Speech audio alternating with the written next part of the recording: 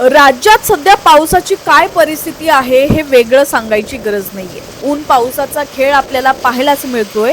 मात्र पूर्ण 4 आठवडे काय अंदाज असणार आहे तोच मी आज तुमच्यापर्यंत पोहोचवण्याचा प्रयत्न करतेय।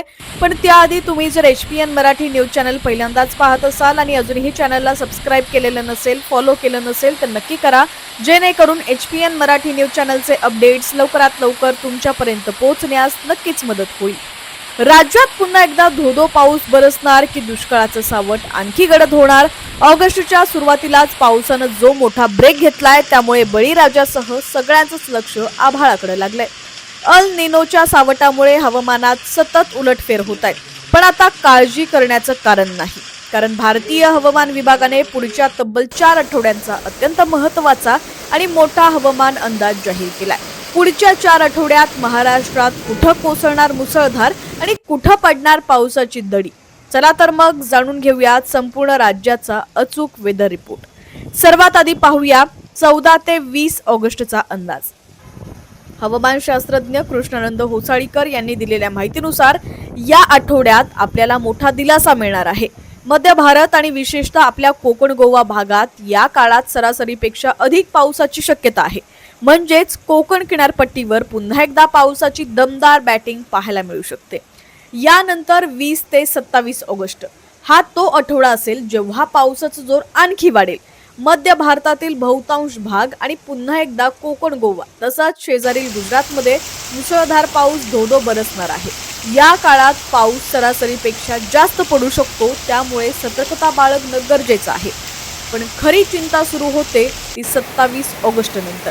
27 ऑगस्ट ते 3 सप्टेंबर दरम्यान हवामानात पुन्हा मोठा बदल होणार आहे।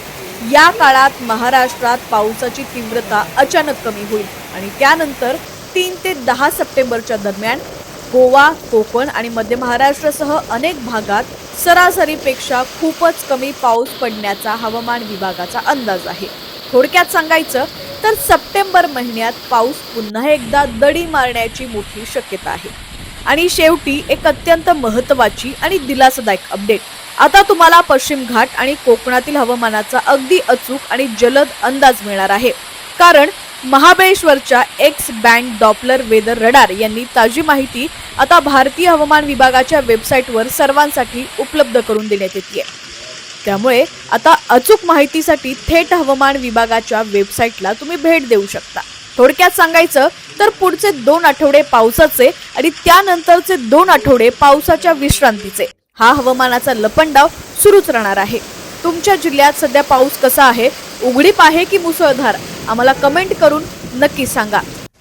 ही माहिती तुम्हाला महत्त्वाची वाटली असेल तर व्हिडिओला नक्की लाईक करा, सर्व शेतकरी मित्रांपर्यंत हा व्हिडिओ शेअर करा आणि अशाच अचूक बातम्यांसाठी आपल्या चॅनलला म्हणजेच HPN मराठी न्यूज चॅनलला सबस्क्राइब करायला विसरू नका आणि फेसबुक वरती सुद्धा फॉलो करायला विसरू नका। पाहत रहा HPN मराठी न्यूज।